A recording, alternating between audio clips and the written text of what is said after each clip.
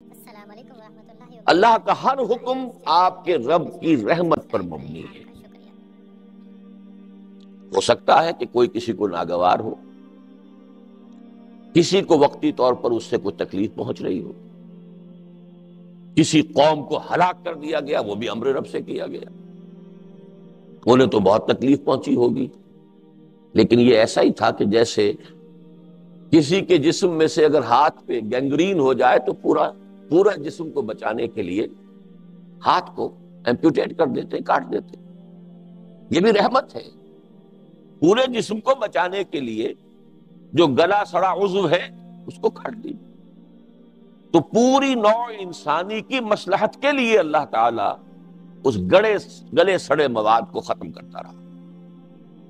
لیکن یہ کہ اللہ تعالیٰ کا ہر حکم، ہر فیصلہ اس کی رحمت پر مبنی ہے۔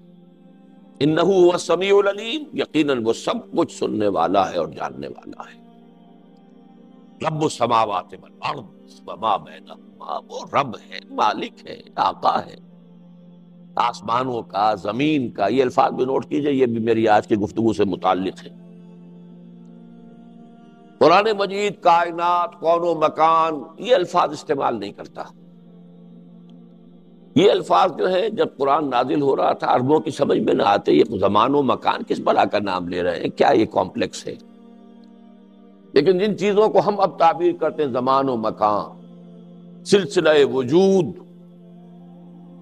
قرآن میں اس کے لیے سادہ اصطلاح ہے آسمان اور زمین اور جو کچھ ان کے مابین ہے، بس، تاکہ وہ ہر آدمی کی سمجھ میں آ جائے۔ آج بھی ہر دیہاتی کی سمجھ میں آ جائے گا، اس وقت ہر بدو کی سمجھ میں بھی آ گیا۔ کل کون و مکان، کل کون و مکان کا مالک ہے رب السماوات والارض وما بینہما ان کنتم موقنین، اگر تم یقین کرنے والے ہو۔ یہ 7 آیات ہیں سورہ دخان کی ابتدائی۔ پھر میں نے تلاوت کی تھی سورۃ القدر کی، وہ 5 آیات ہیں۔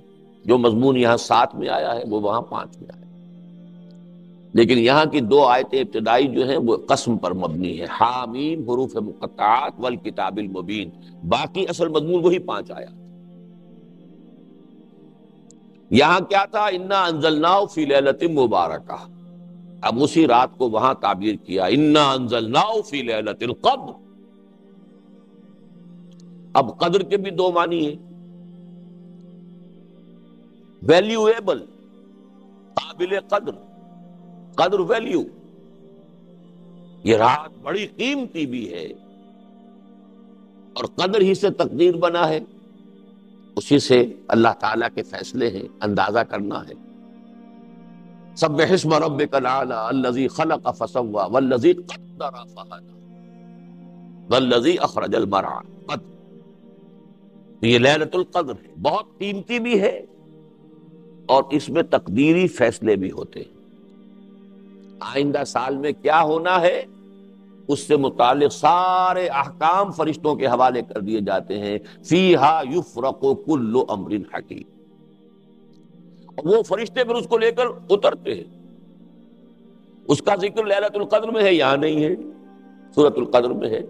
انا انزلناہ فی لیلۃ القدر وما ادراک ما لیلۃ القدر لیلۃ القدر خیر من الف شہر تنزل الملائکۃ والروح فیہا باذن ربہم من کل امر۔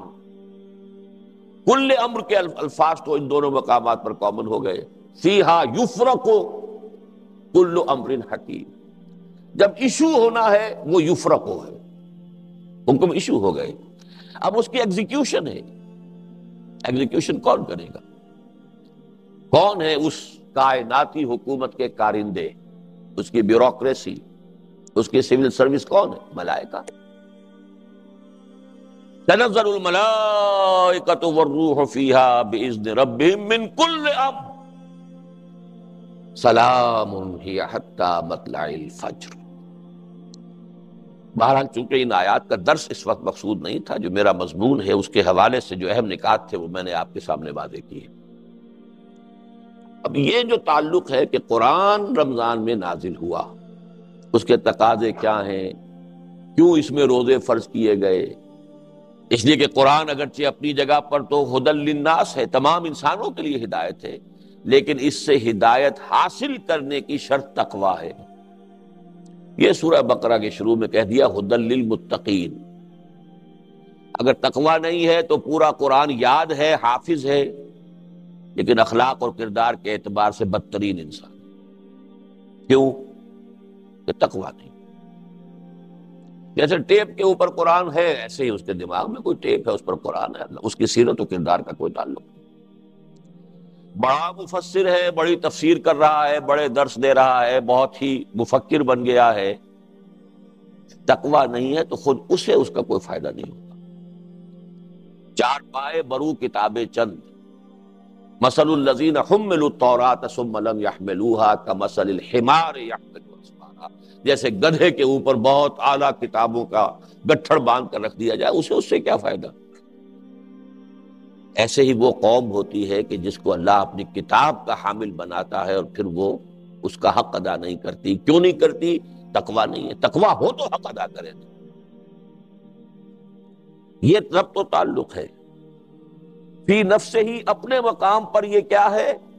ہدی للناس، تمام انسانوں کے لیے، تمام زمانوں کے لیے ہدایت کافی، ہدایت تامہ، ہدایت کامل۔ لیکن استفادہ کرنے کے لیے شرط تقویٰ، ہدی للمتقین۔ تقویٰ مقصود ہے روزے کا۔ اب یہ ہے وہ ٹرائنگل جو یہاں مکمل ہوتی ہے۔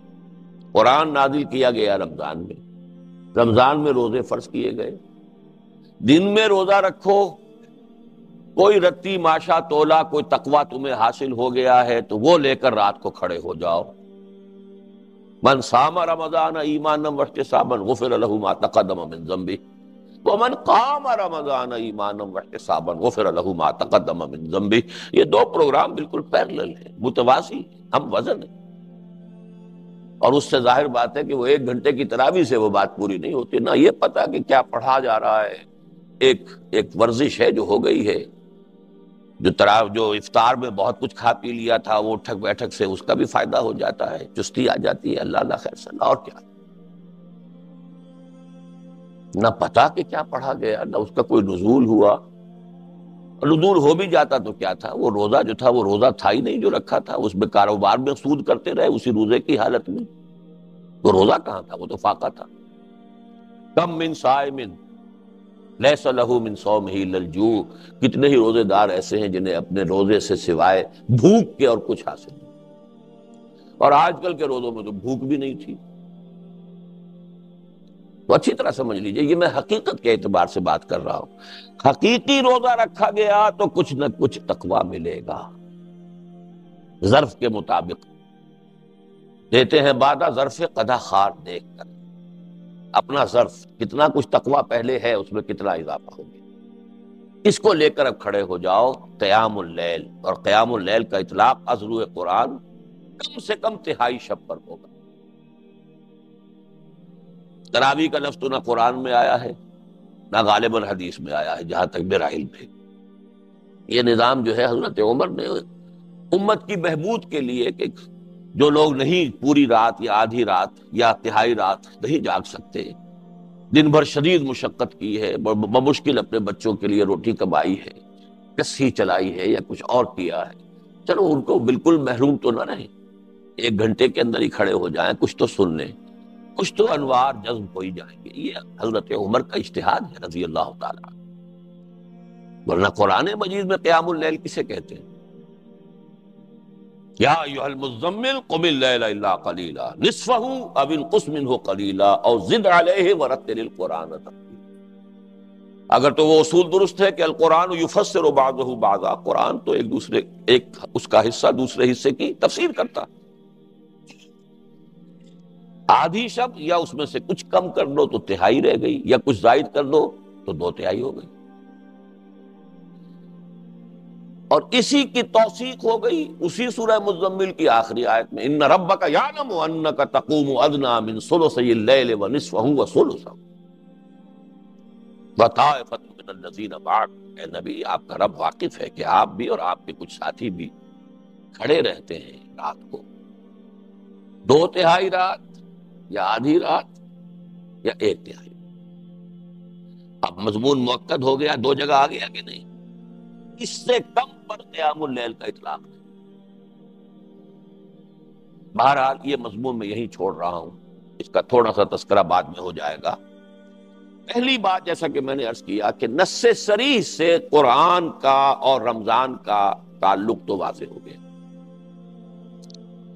اب آئیے کہ رمضان کا پاکستان کے ساتھ کیا تعلق ہے؟ کوئی تعلق ہے یا نہیں؟ وہ تعلق کیا ہے؟ پاکستان بھی نازل ہوا ہے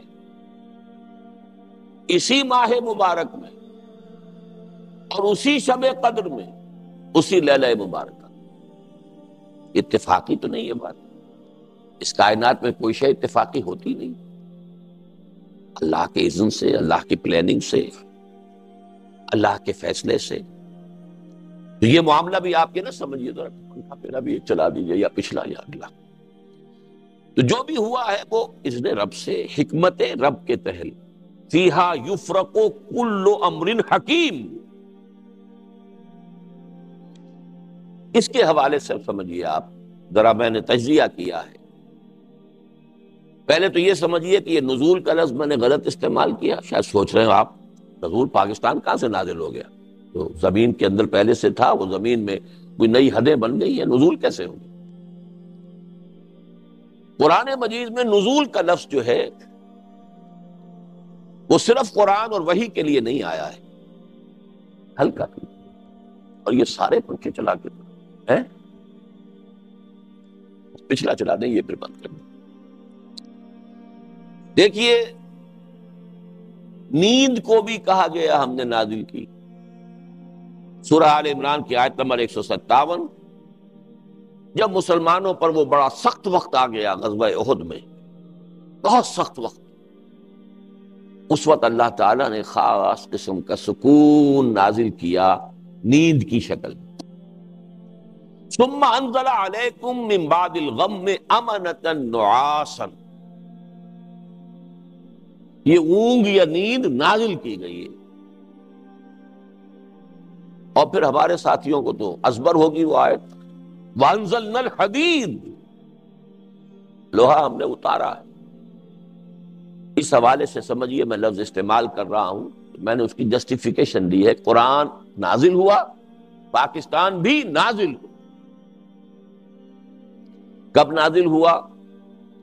12 مہینوں کا سردار مہینہ، سید الاشہر رمضان، ہفتے کے دنوں میں سید الایام جمعہ،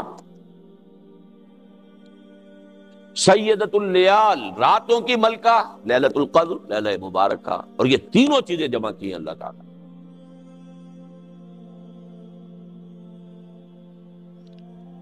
جمعۃ الوداع تھا جس کی شب وہ تھی 27، یہ بھی قران السعدین کوئی ہر سال تو نہیں ہوتا، جمعۃ الوداع تو گزر چکا، یا آج ہے، اور شب قدر جو ہے 27ویں اگر ہے تو گزر چکی۔ لازم نہیں ہے کہ وہ 27ویں شب اور جمعے کا دن یہ ٹیلی کر جائے، لیکن یہ کہ قیام پاکستان میں ماہ مبارک رمضان، سید الاشہر، سید الایام جمعہ، اور جمعہ بھی جمعۃ الوداع، اور راتوں کی ملکہ سیدۃ اللیال، اور یہ قران السعدین ہی نہیں، 3 قران جمع ہو گئے، قران 3 چیزوں، اور وہ ہے پاکستان کے نزول کی شب اور اس کا دن۔ اب یہاں میں تھوڑی سی بات واضح کرنا چاہتا ہوں۔ قرآن مجید سے معلوم ہوتا ہے کہ اللہ تعالیٰ کی جو اسکیم اس دنیا میں چلتی ہے اور اس کے جو منصوبے بنتے ہیں، ایک لانگ ٹرم منصوبہ ہوتا ہے اور ایک شارٹ ٹرم۔ لانگ ٹرم ہے اللہ کا ایک دن، اور وہ 1000 برس کا ہے ہمارے حساب سے، بڑی نص صریح ہے۔ سورہ حج میں فرمایا وَإِنَّ يَوْمًا عِندَ رَبِّكَ كَأَلْفِ سَنَةٍ مِّمَّا تَعُدُّونَ، تیرے رب کے نزدیک ایک دن ان 1000 سالوں پر مشتمل ہے جو تمہاری گنتی کے ہیں۔ ہماری گنتی کے 1000 سال، اللہ کا ایک دن. ان یوما عند ربک کالف سنۃ مما تعدون. اس 1000 سال کی ایک پلاننگ ہوتی ہے یومیہ. اللہ کا یومیہ بجٹ وہ 1000 سال. اس پر نص سورہ سجدہ کی آیت یدبر الامر من السماء الى الارض. اب نوٹ کیجئے تنزل الملائکۃ والروح یدبر الامر من السماء الى الارض ثم يعرج الیہ فی یوم کان مقدارہ الف سنۃ مما تعدون. ایک یومیہ جو اللہ کا جو بھی منصوبہ ہے وہ ہمارے حساب سے 1000 برس کا منصوبہ ہے. حضرت موسیٰ اور حضرت محمد صلی اللہ علیہ وسلم کے مابین 2000 سال کا فصل ہے. 2 دن عمر ہے سابقہ امت مسلمہ، اللہ کے 2 دن. ہماری عمر 1000 سال پورا ہوا تھا الف اول. تو سب سے بڑا فتنہ اسی بر عظیم پاک و ہند میں اٹھا تھا، ہندوستان میں اکبر اعظم کے ذریعے، کہ الف ثانی جو ہے وہ اب نئے دین کے لیے ہوگا، وہ دین اکبری، دین الہی ہوگا. اللہ کا ایک دن تو پورا ہو گیا، لیکن اس کا مقابلہ کرنے والا جو مجدد اعظم اللہ نے جس کو کھڑا کیا، اس کا نام ہی اب مجدد الف ثانی ہے. اس لیے کہ اللہ تعالیٰ کے یہ منصوبے 1000 برس کے ہوتے ہمارے حساب سے. یہ تو ہو گئی ایک گریٹر پلاننگ 1000 ایئرس کی. یہ دیکھنے والوں کا کام ہے، تاریخ کے بٹوین دی لائنز پڑھے، قرآن کی حکمت اور احادیث نبویہ کی روشنی سے بصیرت حاصل کرتے ہوئے پھر تاریخ کا تجزیہ کرے. لیکن تھوڑا سا ایمان اور یقین ہو قرآن پر اور احادیث پر، تب ہوگا. ورنہ ان چیزوں کو یوں ہی کوئی بات نہیں، کوئی اہم بات نہیں ہے، کوئی اس سے کوئی فقہی حکم تو نہیں نکل رہا، ٹھیک ہے، کیپ دیم اسائڈ، بڑی آسانی سے ہو سکتا. فقہی حکم تو کوئی نہیں نکلتا، نہ اس آیت سے نکلتا ہے کہ اللہ کا ایک دن 1000 برس کا ہے، نہ اس سے نکلتا ہے کہ تدبیر الامر جو ہے اللہ کی وہ 1000 سال کی ہوتی ہے. اس سے تو کوئی فقہی حکم تو مستنبط نہیں ہو رہا. اور جو احادیث ہیں ان سے بھی، جو اس سے متعلق احادیث، بہرحال اس کو چھوڑیے اس وقت. لیکن ایک اللہ کی تدبیر ہوتی ہے ہمارے حساب سے سالانہ، وہ ہے کہ جو لیلۃ القدر میں ہو. اب اس 1000 سالہ منصوبے کا کتنا حصہ اس انسانوں کے 1 سال میں پورا ہونا ہے. یہ سالانہ بجٹ سیشن ہے لیلۃ القدر اور لیلہ مبارکہ. اس سال کے لیے تمام اہم احکام کا فیصلہ ہو جاتا ہے. السلام علیکم. فیہا یفرق کل امر حکیم. اسی حوالے سے ایک بات نوٹ کر لیجئے، یہ ہماری تاریخ کا بہت اہم واقعہ ہے. مولانا مدنی رحمت اللہ علیہ نے قیام پاکستان سے ٹھیک 1 سال پہلے رمضان مبارک میں، جو وہ سلہٹ میں گزارا کرتے تھے، ہر سال رمضان مبارک ان کا سلہٹ میں ہوتا تھا، وہاں ان کے معتقدین کا بہت بڑا حلقہ تھا، وہ بلاتے تھے وہاں پر. وہ گویا کہ ایک طرح کی ان کی روحانی تربیت گاہ 1 مہینے کی رمضان مبارک میں ہوتی تھی. اور ان کے جو بھی خلفاء وغیرہ تھے سلسلہ تصوف کے، وہ سب ہندوستان کے کونے کونے سے پھر رمضان مبارک کے لیے وہاں جمع ہو جاتے تھے. جیسے بعد میں اسی قسم کی ایک بہار جو ہے، وہ جب تک کہ شیخ الحدیث مولانا محمد زکریا مدینہ منتقل نہیں ہوئے تو سہارنپور کی جو ان کی خانقاہ ہے اس میں یہی کیفیت ہوتی تھی رمضان مبارک. تو 1 سال پہلے بتا دیا تھا اپنے معتقدین کو کہ ملأ اعلیٰ، ملأ اعلیٰ سے مراد کیا ہے؟ فرشتوں کا وہ طبقہ جو سب سے اونچا ہے اور جو اللہ کے قریب ترین ہے. ظاہر بات ہے جب کوئی حکم ایشو ہوتا ہے تو پہلے انہی کو دیا جاتا ہے. ملأ اعلیٰ میں پاکستان کے قیام کا فیصلہ ہو گیا ہے. بہت اہم بات ہے. اس کے بعد بھی 1 سال تک وہ پاکستان کی مخالفت کرتے رہے، اور چنانچہ ان کے ایک معتقد نے وہی سوال کر لیا، پھر حضرت پھر اب ہماری پالیسی جو ہے پھر اس پر کوئی نظر ثانی ہونی چاہیے. فرمایا نہیں، وہ تکوینی امور ہیں، ہم تکوینیات کے پابند نہیں ہیں، ہم تشریعیات کے پابند ہیں۔ اب اس جملے کی بھی میں نے وضاحت کی ہے اپنے ایک خطبے میں، لیکن اگر اس کی وضاحت یہاں کرنے لگوں گا میں اسے صحیح سمجھتا ہوں، غلط نہیں سمجھتا اس بات کو، لیکن اب یہ دو اصطلاحات ہیں بڑی ثقیل، تکوینیات اور تشریعیات، اب ان میں کیا فرق ہے؟ کیونکہ وہ کسی عالم نے بات کی ہوگی، عالم ہی جواب دے رہا ہے، انہوں نے تو سمجھ لیا کہ کیا بات کہی گئی ہے، لیکن میں اس کو اس مفہوم کے اعتبار سے صحیح سمجھتے ہوئے بھی اس وقت نہیں بیان کروں گا، وہ میرے جمعوں کے دوسرے خود خطبے جو رمضان مبارک میں لاہور میں ہوئے ہیں ان کے کیسٹس میں موجود ہیں۔ تو پہلا حصہ ثابت ہوا رمضان، قرآن رمضان میں نازل ہوا، لیلہ مبارکہ میں نازل ہوا، لیلۃ القدر میں نازل ہوا، سب کو معلوم۔ رمضان اور پاکستان بھی نازل ہوا، چلیے وہ لفظ آپ کو پسند نہ ہو تو قائم ہوا، اس کا اعلان ہوا، جو بھی ہوا، وہ بھی لیلۃ القدر، جمعۃ الوداع، شب جمعہ اور رمضان مبارک۔ تیسرا حصہ لیجئے، قرآن اور پاکستان کا بھی کوئی تعلق ہے؟ یہ ہے جس کو میں چاہتا ہوں ذرا آج اچھی طرح اجاگر کروں، بڑا گہرا تعلق۔ ایک تعلق ہے اس 1000 سالہ تدبیر کے ساتھ، وہ تدبیر کیا تھی؟ قرآن مجید کے جو دور نبوی اور دور صحابہ میں اہم ترین شے تھا صحابہ کرام کے نزدیک، رفتہ رفتہ وہ امت مسلمہ کے ذہن سے، شعور سے پس منظر میں چلا گیا۔ زیادہ توجہات احادیث پر ہوئیں، اس لیے کہ احادیث سے احکام زیادہ نکلتے ہیں۔ قرآن میں تو نماز قائم کرو، یہ فرض کیجئے کہ 20 جگہ آ گیا ہو یا 70 جگہ آ گیا ہو، کیسے قائم کرو یہ تو قرآن میں نہیں ہے، یہ تو پھر حدیث سے ہے۔ تو سارا زور تو اب ہوا نا کہ حدیث کو سمجھو، اور حدیث سے آگے آ گئی فقہ، اسلامی حکومت قائم ہو گئی ہے تو اب فقہ سب سے اہم شے ہے، مقدمات کے فیصلے کرنے ہیں، معاملات طے کرنے ہیں۔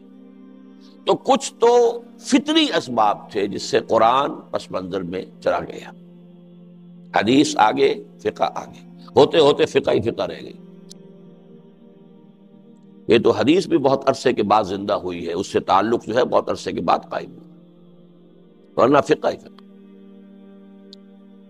کچھ اسباب اور بھی تھے، قرآن کی تعلیمات کے بعض پہلو اصحاب اقتدار کو پسند نہیں تھے، باقاعدہ بھی کوشش ہوئی کہ اس کو پیچھے ہی رکھا جائے، بس پڑھ لیا کرو، ثواب حاصل کر لیا کرو، پڑھ کر سمجھنے لگو گے تو ہماری شامت آ جائے گی۔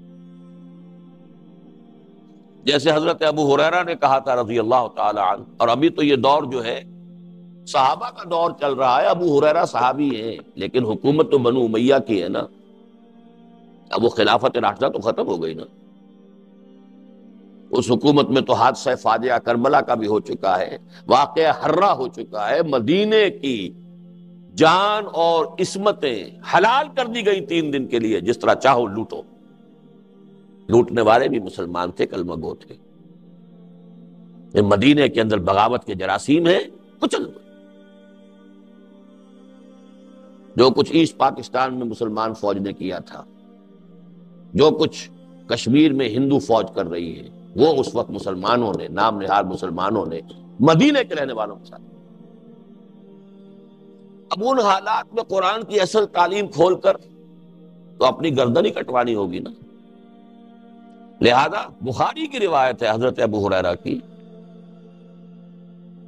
کہ مجھے میرے حبیب سے، محمد الرسول اللہ سے علم کے 2 برتن ملے ہیں، ایک برتن میں سے تو میں خوب بانٹ رہا ہوں، تقسیم کر رہا ہوں، طہارت کے مسائل، وضو کے مسائل، نماز کے مسائل، روزے کے مسائل، حج کے مسائل، عمرے کے مسائل، اس سے کسی حکومت کو اندیشہ نہیں، خطرہ نہیں، خوب بیان کرو۔ لیکن ایک دوسرا برتن جو ہے اس کا منہ بھی کھول دوں تو یہ گردن اڑا دی جائے گی۔ انہوں نے الفاظ بھی نہیں کہے، بس اشارہ کیا، پھر یہ ہو جائے گا۔ کیوں؟ حکمران کیسے ہونے چاہیے، مسلمانوں کے قائدین کیسے ہونے چاہیے، ان کی صفات کیا ہونی چاہیے، بیت المال کی کیا حرمت ہے، کیا اسے ذاتی عیاشیوں پہ صرف کیا جا سکتا ہے؟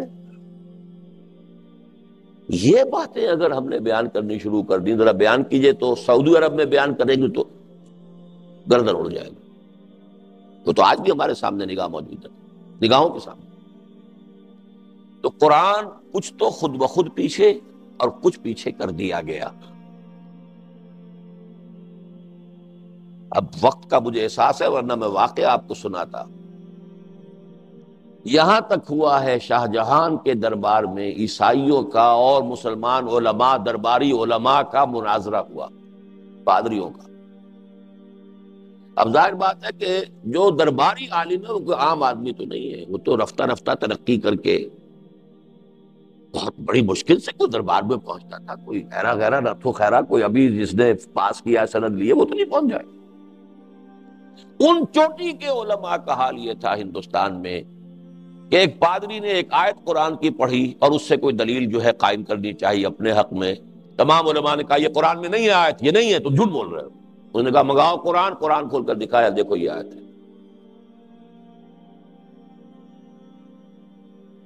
یہ واقعات ہیں، بڑے تلخ واقعات.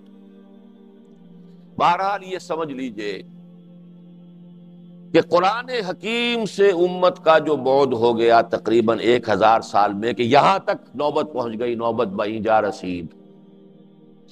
قرآن تو کام میں آتا ہے، فرنٹیئر میل کی سپیڈ سے قرآن پڑھو، اجی وہاں تو 20 منٹ میں تراویح ہو جاتی ہے، وہاں چلو بھاگ کر. یہ قرآن کے ساتھ حشر ہے جو ہم کر رہے ہیں.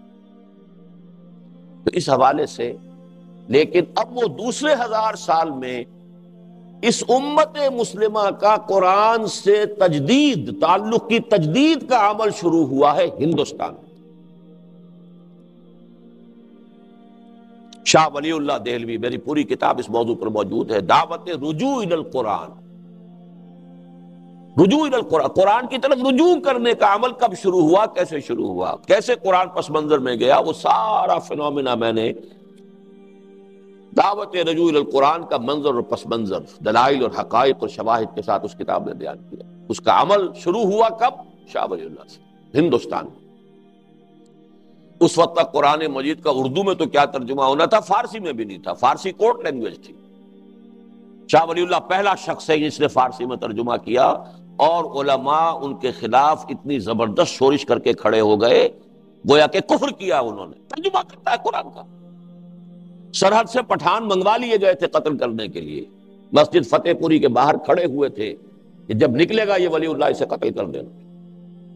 لیکن ہوا یہ ہے کہ جب وہ نکلے ہیں تو کچھ ایسی ہیبت ان پر طاری ہوئی ہے، ہیبت حق اسطین اللہ کی طرف سے. وہ ٹھٹر کے رہ گئے، کسی نے حملہ نہیں کیا، بچ گئے. یہ حالت. فارسی میں ترجمہ کیا، ان کے 2 بیٹوں نے اردو میں ترجمہ کیا. ان کے ایک بیٹے نے پہلی اردو میں تفسیر لکھی. شاہ عبدالعزیز دہلوی سب سے بڑے بیٹے تفسیر لکھ رہے، تفسیر عزیز ہی.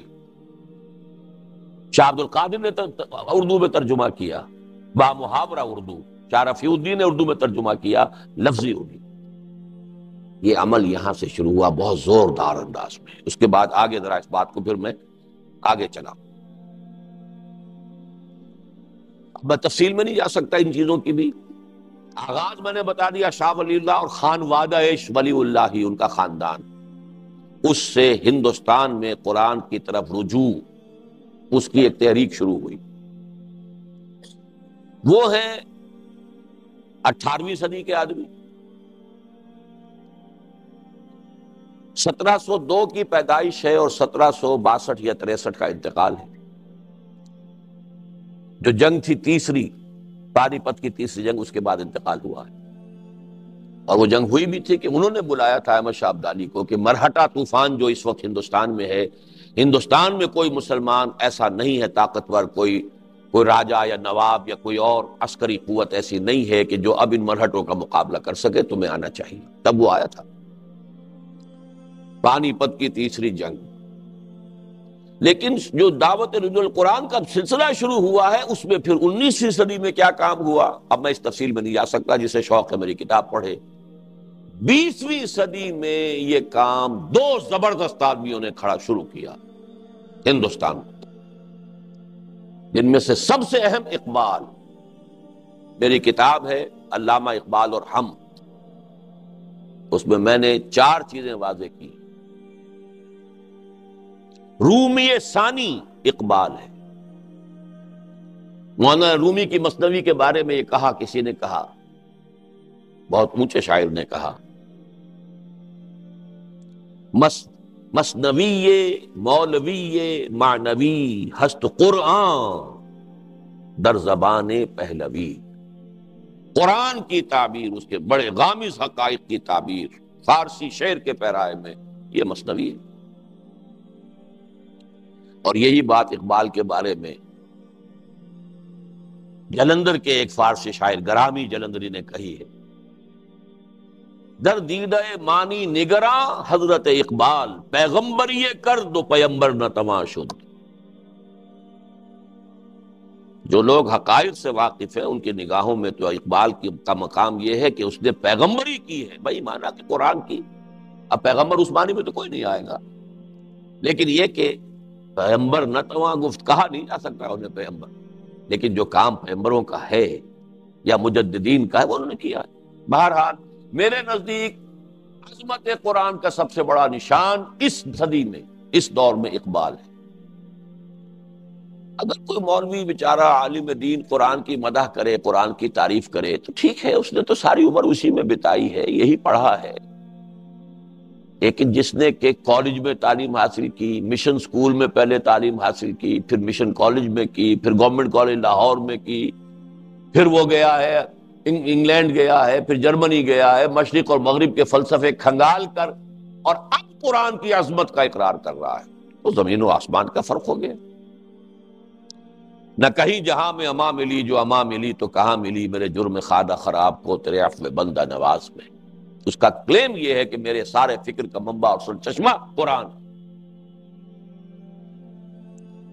حضور مناجات بحضور رحمت للعالمین، حضور کے سے ایک گزارش کرتے ہوئے یہاں تک کہا ہے، گر دلم آئی نئے بے جوہر است، ور بحرفم غیر قرآن مزمر است، پردہ ناموس فکرم چاک کن، این خیاباں راز فکرم پاک۔ اے نبی، اگر میرا دل جو ہے آئینہ بے جوہر ہے، ایسا شیشہ ہے جس کے اندر چمک دمک ہے ہی نہیں، اور اگر میرے کلام میں اور میرے پیغام میں قرآن کے سوا کوئی شے آ گئی ہے تو میرے فکر کے ناموس کا پردہ چاک کر دو، گویا کہ میں پھر ایک کانٹا ہوں اس شاہراہ پر، اس گلشن میں، اس کو پاک کر دیجئے، اس کانٹے کو نکال کر پھینک دیجئے، یہاں تک کہ روز محشر خار و رسوا کن مرا، بے نصیب از بوسہ پاکن مرا۔ اگر ایسا ہے تو محشر میں، میدان حشر میں مجھے ذلیل و رسوا کیجیے گا اور اپنے قدم بوسی سے محروم کر دیجیے۔ رومی ثانی، سب سے بڑا داعی قرآن اس صدی کا اقبال ہے۔ گر تمہیں خواہی مسلمان زیستن، نیست ممکن جز میں قرآن زیست۔ اور یہ قرآن ہے کیا؟ کتاب زندہ قرآن حکیم، حکمت او لا یزال است و قدیم، حرف اورا ریب نے، حرف اورا ریب نے، تاویل نے،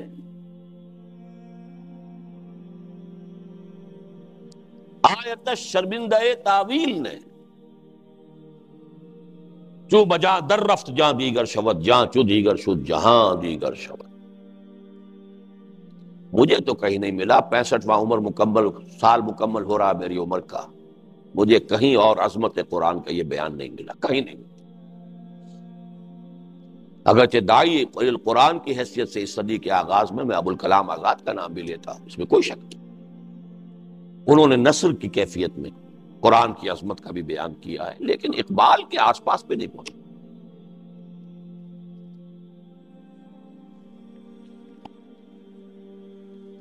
اور یہاں میں آپ کو 2 گواہیاں دینا چاہتا ہوں عالم اسلام کے 2 مسلمان مفکرین کی اس صدی کے، ایک عرب ایک ایرانی۔ الجزائر کے ایک بہت بڑے مفکر، انہوں نے عربی میں کچھ لکھا ہی نہیں، فرانسیسی زبان میں ان کی کتابیں ہیں بے شمار، مالک ابن نبی، انہوں نے عجیب تجزیہ پیش کیا ہے۔ انہوں نے کہا ہے اپنی ایک کتاب میں کہ امت مسلمہ کا جو انٹلیکچوئل اور اسپرچول سینٹر آف گریوٹی ہے وہ اب منتقل ہو چکا ہے ساؤتھ ایشیا۔ اس ایک جملے کا پس منظر کیا ہے؟ دیکھیے، قرآن عرب میں نازل ہوا، حضور عرب میں تھے، وہاں سے ہی سارا بات جو ہے نکلی ہے، لیکن یہ ہے کہ جس کو کہتے ہیں علمی اور ثقافتی، وہ مرکز سب سے پہلے جو بنا ہے وہ بغداد کا علاقہ تھا دور بنو عباس میں۔ سائنس، فلسفہ، فکر، اسی زمانے میں تو آخر فقہیں مرتب ہوئی ہیں، اسی زمانے میں تفسیریں لکھی گئی ہیں، اسی زمانے میں احادیث جمع ہوئی ہیں، تو مذہبی، علمی اور ویسے فکری، ثقافتی اور روحانی، شیخ عبد القادر جیلانی کہاں کے تھے؟ یہ مرکز رہا ہے تقریباً 700 برس تک، بغداد مرکز، اور وہ علاقہ جو ہے وہ گویا کہ علاقے کی حیثیت سے۔ پھر یہ سینٹر شفٹ ہوا ہے مغرب میں، اسپین اور یہ المغرب جسے کہتے ہیں، الجزائر، تونس، موراکو، موریتانیہ، اور یہ اسی الجزائر کا ایک شخص کہہ رہا ہے کہ اب یہ مرکز جو ہے یہ منتقل ہو گیا جنوبی ایشیا۔ جنوبی ایشیا ہندوستان کو کہتے ہیں۔ اب جو اسپرچول اور intellectual centre of gravity of the Muslim امہ is in the Indian sub continent. اس کی وضاحت آپ کو مل جائے گی، میں یہ بات بہت پہلے کہہ چکا ہوں، وہی دعوت رجوع القرآن کے اندر آپ یہ ساری چیزیں دیکھ لیں۔ ہمارے انٹلیکچوئل اور فلسافیکل اور اسپرچول فاؤنٹین ہیڈ کی حیثیت تو صرف قرآن ہی کو حاصل ہے، نکلتا تو وہیں سے جو کچھ نکلتا۔ دوسری بات ڈاکٹر علی شریعتی کی ہے۔ ایران کے انقلاب میں فکر نام کی کوئی شے اگر تھی وہ صرف علی شریعتی کی تھی۔ وہ تو بہت ینگ ایج میں اس کو بادشاہ نے شہید کروا دیا تھا۔ اس کے بہت عرصے کے بعد پھر یہ علماء کی ایک جو ہوئی ہے اپرائزنگ ہوئی ہے، اس سے انقلاب آیا ہے، اور اس کے پیچھے کوئی فکر نہیں تھا۔ فکر اگر تھا کسی درجے میں تو علی شریعتی کے تھا، ورنہ خود آیت اللہ خمینی کو مفکر نہیں تھے۔ ان کی تصنیفات ایسی ہیں جیسے مولویوں کی تصنیفات ہوتی ہیں، اور کٹر جیسا شیعہ مولوی لکھے گا وہی چیزیں انہوں نے اس میں لکھی ہوئی ہیں۔ انقلابی کوئی فکر نہیں، یہ تو علماء کی ایک اپرائزنگ تھی، جیسے اب طالبان کی ہے افغانستان میں۔ کٹر حنفی قدامت پسند علماء ہیں، اس کا بھی تذکرہ بعد میں آئے گا، لیکن انٹلیکچوئل اور روحانی، دیکھیے ایک عجیب بات ذہن میں آئی ہے، آپ سارا تصوف، وہ جو مروجہ تصوف ہے، اس مروجہ تصوف میں کیا صحیح ہے کیا غلط ہے، یہ میری ایک تقریر تھی جو اب شائع ہونی شروع ہو گئی ہے، پہلی قسط میثاق میں آ گئی ہے تازہ، اور اس کا بھی شان ورود یہ ہے کہ میں نے ایک تقریر کی تھی 2 کیسٹس پر مشتمل، جس میں میں نے مروجہ تصوف پر جو حصے اس کے غلط ہیں اس کی تنقید کی تھی، جو صحیح ہیں ان کی تائید کی تھی۔ ایک حلقہ ہے وہ تنظیم الاخوان، مولانا محمد اکرم آوان صاحب ان کے مرشد ہیں، اور بہت سے ان کے جو ہیں وہ مرید ہیں، تو الریاض سعودی عرب کا جو کیپٹل ہے وہاں جو الاخوان کے لوگ تھے انہوں نے میرے اس کیسٹ میں سے تنقیدی حصے نکال دیے، تعریفی حصے جمع کر کے میرے نام سے میرا کیسٹ چلا دیا۔ آج کی روحانیت یہ ہے جو خیانت بھی کرتی ہے، چوری بھی کرتی ہے، سرقہ بھی ہے۔ جب انہیں کہا گیا، انہوں نے کہا آپ چاہے اسے چوری سمجھ لیں چاہے کچھ اور سمجھ لیں، ہم تو کریں گے۔ اکرم آوان صاحب کو لکھا گیا، ان کی طرف جواب نہیں آیا۔ اب ہم نے یہ کیا ہے مجبوراً کہ وہ پوری تقریر شائع کر رہے ہیں، جو کچھ انہوں نے بھی کیسٹ میں رہنے دیا ہے وہ بھی، اور جو تھا وہ بھی، اور جو انہوں نے کاٹ دیا اس کو ذرا بولڈ کیا ہے تاکہ لوگوں کو معلوم ہو جائے کہ کیا کیا اس میں سے انہوں نے نکالا ہے۔ بہرحال جو بھی مروجہ تصوف ہے، اس وقت میں اس تفصیل میں نہیں جا رہا، وہ پہلی قسط اس کی شاید 3 میں مکمل ہو سکے گا، بہت کیونکہ 2 قسطوں پر مشتمل میری تقریر تھی وہ، لیکن اس کا پہلا آ گیا ہے تازہ میثاق میں۔ لیکن مروجہ تصوف میں ایک بات آپ کو نظر آئے گی، سارا ہندوستان میں تصوف باہر سے آیا۔ کہاں سے چلے آ رہے ہیں؟ شیخ علی حجویری کہاں سے چلے آ رہے ہیں؟ معین الدین چشتی کہاں سے آ رہے ہیں؟ لیکن الف ثانی میں الٹی گنگا بہی،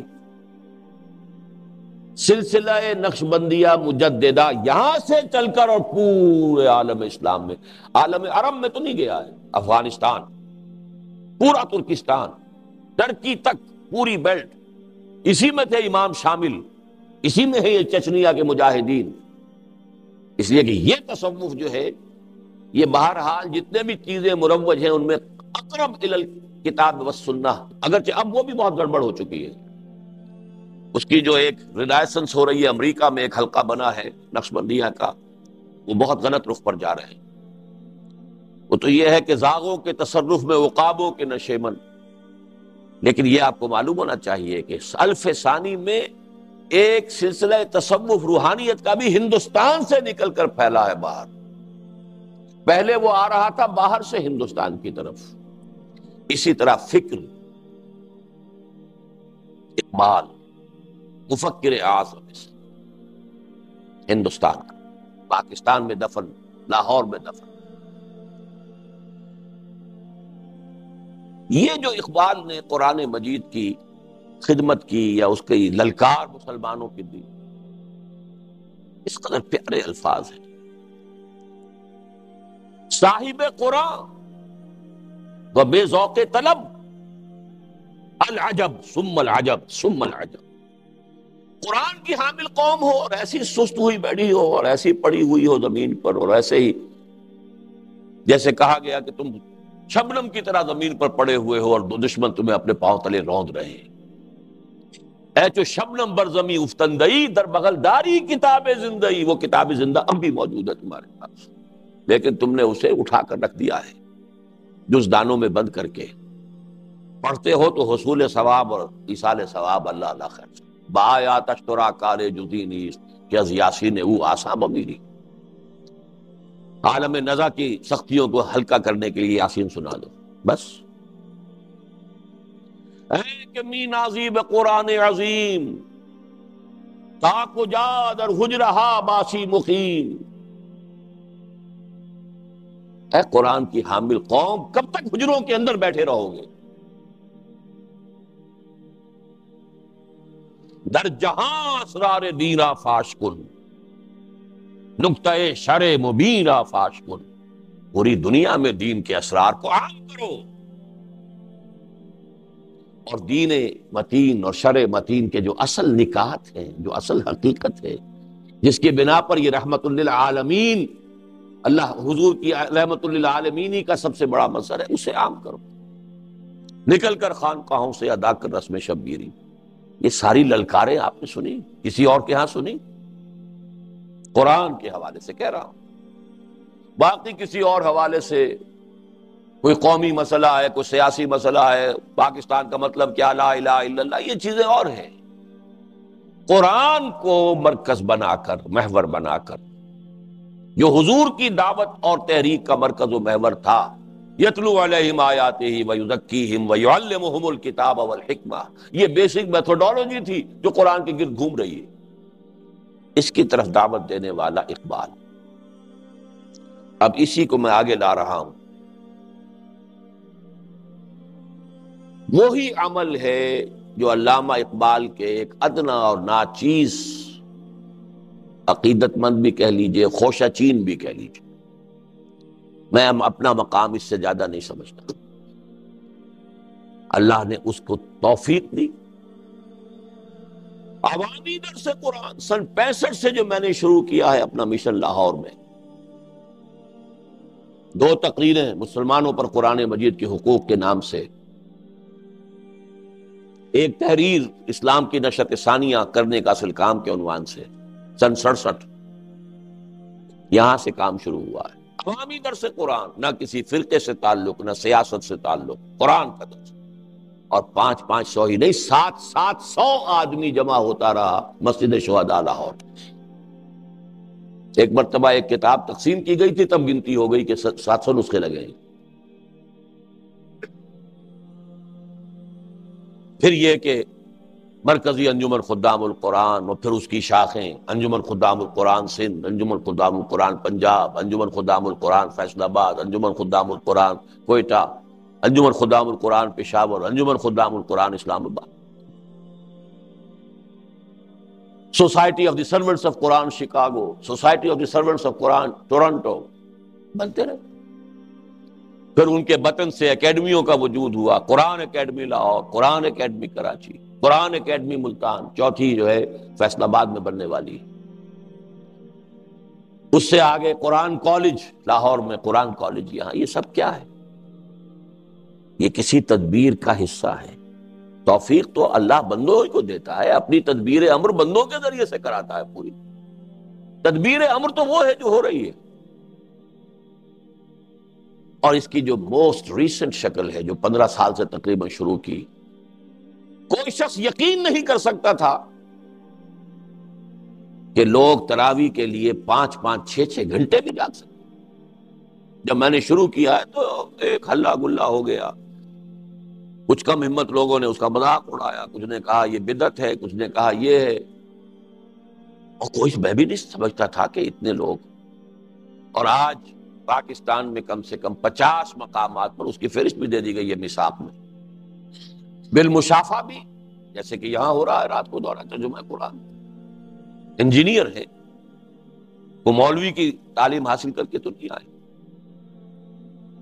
اللہ کے فضل و کرم سے کم 50 ایسے نوجوان تیار ہو چکے۔ یہ بات معمولی نہیں ہے، اس کو پس منظر میں رکھیے۔ اس کے جو میں نے حدیث سنائی آپ کو، ان اللہ یرفع بہذا الکتاب اقواما ویضع بہ آخرین، اللہ اسی قرآن کی بدولت قوموں کو اٹھائے گا اور اسی قرآن کو چھوڑنے کے باعث ذلیل و خوار کر دے گا۔ اس کے راوی حضرت عمر ہے رضی اللہ تعالیٰ عنہ، فقہائے صحابہ میں سے ہے، کبار صحابہ میں سے، امت کی صرف ایک شخصیت سے نیچے ہیں، ابو بکر کے بعد نمبر 2۔ اس کی روایت ہے کہ حضور نے فرمایا ان اللہ یرفع بہذا الکتاب اقواما ویضع بہ آخرین۔ یہ جو قرآن کا ہمہمہ ہے، ولولہ ہے، یہ جو جوش و خروش ہے، یہ جو ہو رہا ہے، درس قرآن یہاں تاج محل میں جب ہوتا رہا ہے 2-2.5 ہزار آدمی ہیں۔ جو میں نے جا کر دیا تھا درس ابو ظبی میں، اس کے شکار وہ بیٹھے ہوئے کونے میں سید نسیم الدین صاحب، انہوں نے وہ منظر دیکھا ہے، اور بھی بہت سے لوگوں نے دیکھا ہوگا۔ 7 دن جو درس ہوا ہے وہاں، جو درس جا کر دے کر آیا ہوں حیدرآباد دکن میں، کم سے کم 15,000 آدمی، 10,000 مرد، 5,000 برقع پوش عورتیں ہوتی تھی مسجد مکہ میں، مکہ مسجد حیدرآباد دکن، پوری دنیا میں لے کر پھرا، دشت میں کوہ میں لے کر تیرا پیغام پھرے۔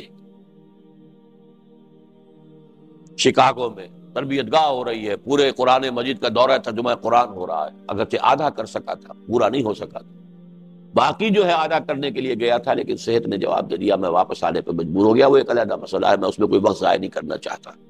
تو یہ جو ہے قرآن مجید کا کام، اور جن 2 آدمیوں کا میں نے نام لیا تھا جن کو داعی قرآن کی حیثیت سے اللہ نے کھڑا کیا، ان دونوں نے ایک اٹیمپٹ کی اور دونوں اٹیمپٹس ناکام ہو گئی۔ اللہ نے وہ اٹیمپٹ جو ہے پوری کروانا میری تقدیر میں لکھا ہوا تھا، تقدیر تو اس کی ہے۔ علامہ اقبال نے بنوایا دارالاسلام، ایک ایسا ادارہ جس میں گریجویٹس کو رکھا جائے اور انہیں قرآن پڑھایا جائے، اور ان کا گمان یہ تھا، شاید غلط ہو، کہ ہندوستان میں کوئی ایسا عالم دین اس وقت موجود نہیں ہے جو ان انگریز، اور وہ انگریز اس زمانے کے انگریزی تعلیم یافتہ گریجویٹس، اس آج کا گریجویٹ نہیں جس کو اس وقت تو میٹرک کیا مڈل کے برابر کا ہوتا، آج کا گریجویٹ کوئی حیثیت ہی نہیں تھی۔ گریجویٹس اس زمانے کے 30s کے زمانے کے گریجویٹس، ان کو جن کے دماغوں میں کیا کیا خناس بھر دیے گئے ہیں، اور ان کو قرآن پڑھانا کو آسان کا، قدم قدم پر سوال کریں گے، قدم قدم پر اعتراض کریں گے، تو کوئی ایسا شخص چاہیے جو روشن دماغ ہو، جدید اور قدیم پر نظر ہو، مغربی فکر و فلسفے پر بھی نظر ہو، عربی زبان کے گہرا علم ہو، تو ہندوستان میں کوئی نظر نہیں آیا تو ایک درخواست بھجوائی الازہر یونیورسٹی کہ ہمیں کوئی ایسا عالم دیجیے جو گریجویٹس کو قرآن پڑھا کر انہیں مطمئن کر سکے۔ وہاں سے بھی معذرت آ گئی کہ ایسا کوئی آدمی ہمارے پاس بھی موجود، لہذا وہ عمارتیں بن گئی تھی دارالاسلام کی، وہ بس پھر اس کے بعد یہ کہ مولانا مودودی وہاں چلے گئے، جماعت اسلامی کا مرکز وہاں رہا، یہ اپنا ایک مفید کام تو ہوا، اس میں ایک وقت قائم ہو گیا تھا، لیکن یہ کہ وہ اسکیم نہیں بن سکی۔ اسی اسکیم کو ابوالکلام آزاد نے شروع کیا تھا ان سے بہت پہلے، کلکتہ میں دارالارشاد، قرآن کے مبلغین اور داعی پیدا کیے جائیں جو قرآن کو پوری طرح سمجھ چکے ہوں اور پھر اس کو پہنچائیں۔ وہاں چونکہ مولانا آزاد وہ تحریک آزادی کے اندر کود پڑے، پھر قید و بند ہے، آج بھی قید، وہ سارا کا سارا ادارہ شروع ہوا اور لیکن ختم ہو گیا۔ علامہ اقبال کا خواب تو شرمندہ تعبیر ہوا ہی نہیں، انہوں نے بنایا تھا دارالارشاد۔ وہ دونوں چیزیں آپ کو اس کتابچے میں، مسلمانوں پر قرآن مجید کے حقوق نامی کتابچے میں پیچھے ان کی کچھ وضاحت مل جائے گی، لیکن یہ کہ اللہ تعالیٰ نے قرآن اکیڈمی کے عنوان سے وہی ادارہ، وہی فکر، گریجویٹس کو ہم نے رکھا ہے، ایم ایز کو بلایا ہے، عربی بنیادی پڑھائی ہے، قرآن پڑھایا ہے، فیلوشپ اسکیم شروع کی تھی، اب ایک سالہ کورس ہے جس میں امریکہ سے لوگ آ رہے ہیں، شامل ہوتے ہیں، پڑھتے ہیں، جاتے ہیں، مطمئن ہو کر جاتے ہیں۔ الحمدللہ ثم الحمدللہ۔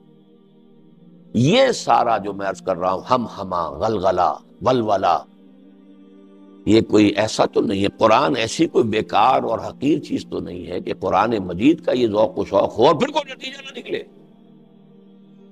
البتہ یہ کہ وقت لگتا ہے، اپس اینڈ ڈاؤنز آتے ہیں۔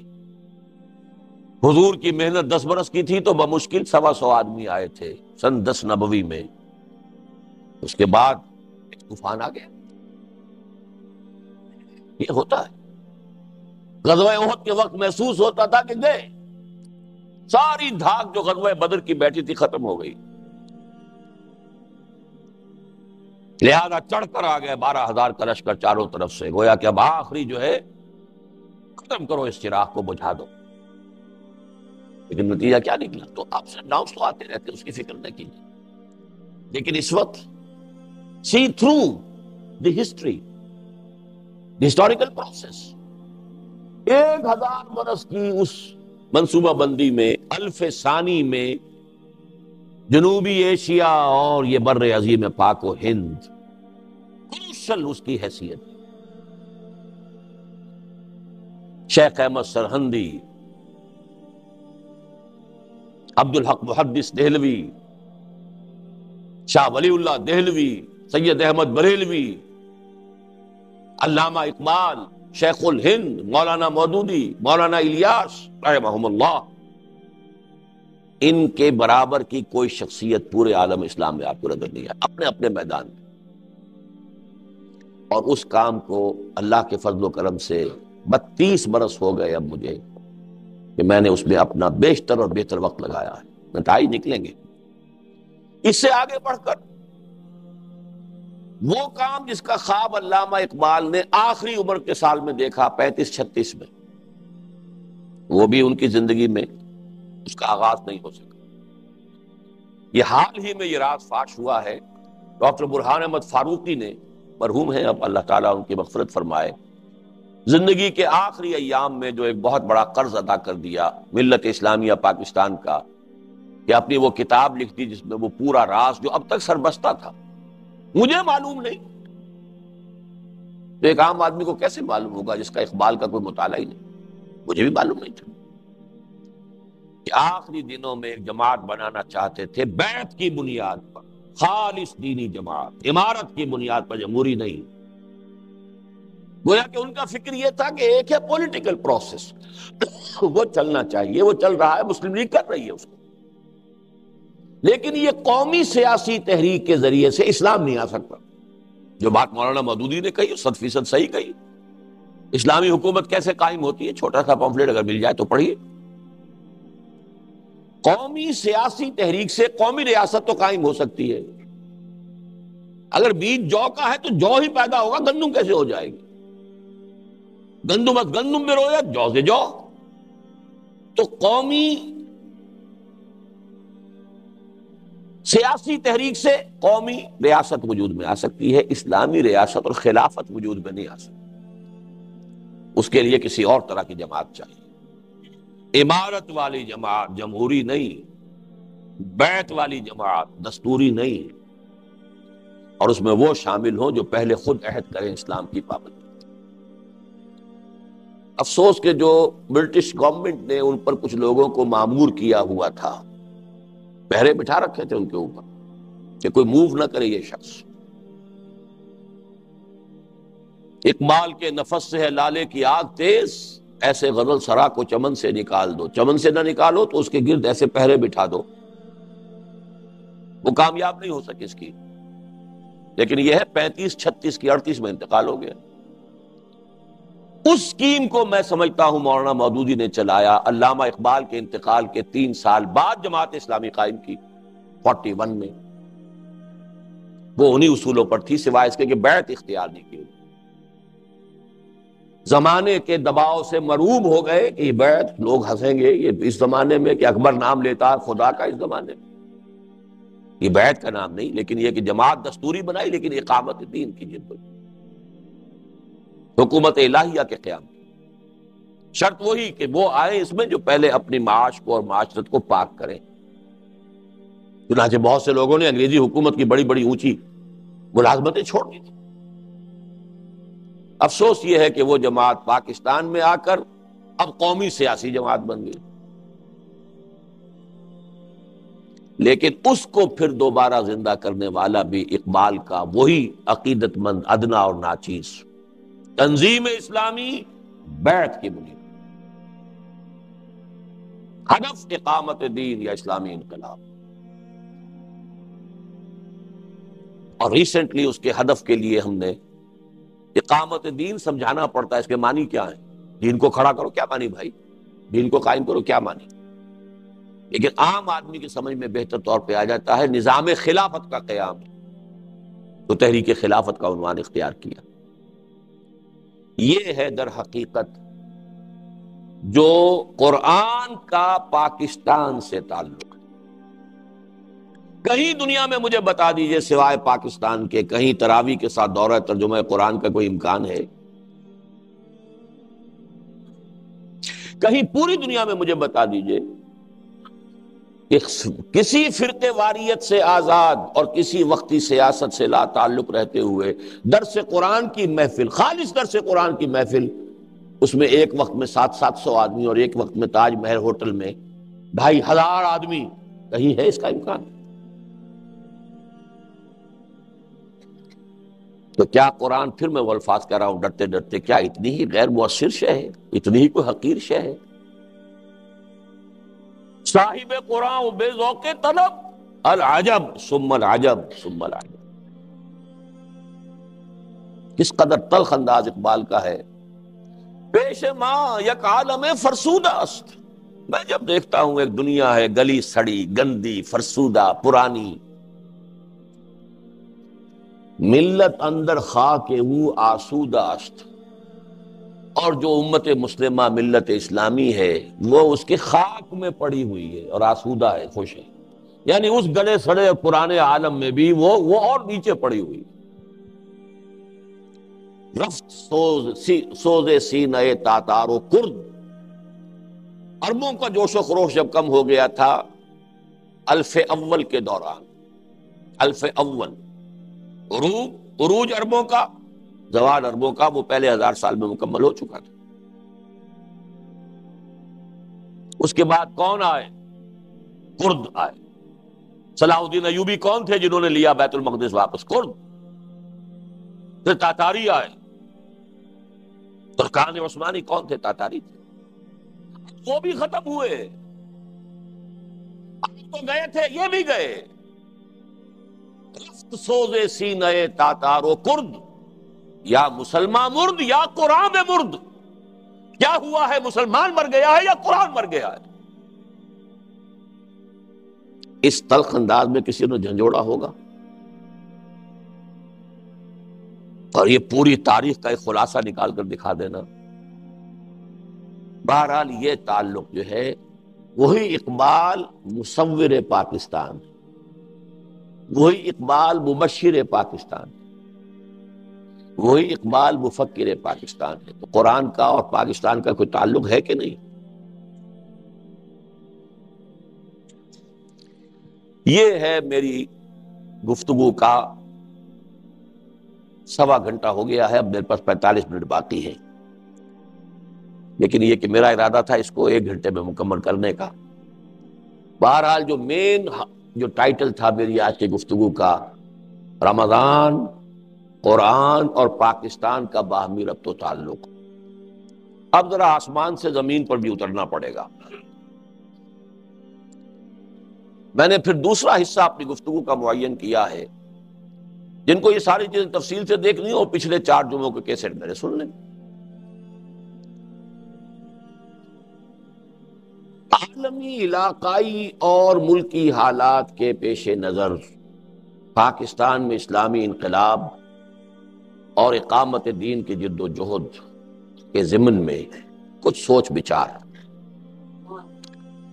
لیکن میں عالمی سے شروع کر رہا ہوں۔ عالم، جب ہم بولتے ہیں عالمی حالات تو ہماری نگاہ بڑی محدود ہوتی ہے، یہ عالم ارضی تک ہی ہوتی ہے، زمین میں کیا ہو رہا ہے، امریکہ میں، فلاں، چین میں، جاپان میں۔ ایک عالم بالا بھی تو ہے نا، وہ عالم بالا جس کا خالق، مالک اور مدبر اللہ ہے، اس کی بھی تو اپنی سکیمیں ہیں نا، جو 1000 برس کی ہوتی ہیں۔ تم بڑا تیر مارو گے، 5 سالہ منصوبہ بناؤ گے، وہ بھی پورا ہوتا ہے کہ نہیں ہوتا، 7 سالہ بناؤ گے۔ ہمارے تو سارے منصوبے جو ہیں وہ پھر ردی کی ٹوکری میں جاتے رہے، لیکن 1000 سال کا منصوبہ ہے، وہ ہوتا ہے، وہ اس عالمی سطح پر، عالم السماوات والارض۔ اسی لیے میں نے کہا تھا ان الفاظ کو نوٹ کر لیجئے، اس پر بھی میری کچھ گفتگو ہوگی۔ اب میں 2 آیات آپ کو سنا رہا ہوں۔ اس عالم السماوات والارض، اس کائناتی عالم کا جہاں خالق اللہ ہے، مالک اللہ ہے، مدبر بھی اللہ ہے۔ دیکھیے سورہ انعام میں فرمایا، سورہ یونس آیت نمبر 3، ان ربکم اللہ الذی خلق السماوات والارض فی 6 ایام ثم استوی علی العرش یدبر الامر۔ یقیناً تمہارا رب وہ اللہ ہے جس نے آسمانوں اور زمین ان کو 6 دنوں میں پیدا کیا، پھر تخت حکومت پر خود متمکن ہوا، خود تدبیر فرما رہا ہے، امر۔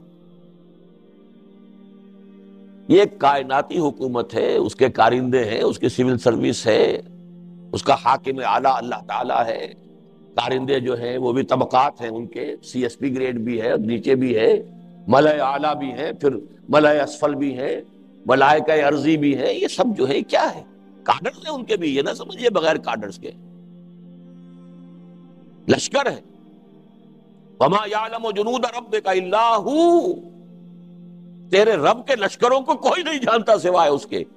تو لشکروں میں بھی کمان ہوتی ہے، سید الملائکہ حضرت جبرائیل ہے، مختلف کام مختلف ملائکہ کے تفویض ہیں، یہ سب کچھ ہے کہ نہیں؟ یہ آج ہمارا جو ذہن میٹیریلسٹک اور مادی بن گیا، ان چیزوں کو ہم نے صرف ایک گوشے میں رکھا ہوا، ہاں بھی مانتے ہیں۔ السلام علیکم ورحمۃ اللہ وبرکاتہ۔ ہمارے اس چینل ڈیپتھ آف اسلام کو سبسکرائب کریں، آپ کا شکریہ۔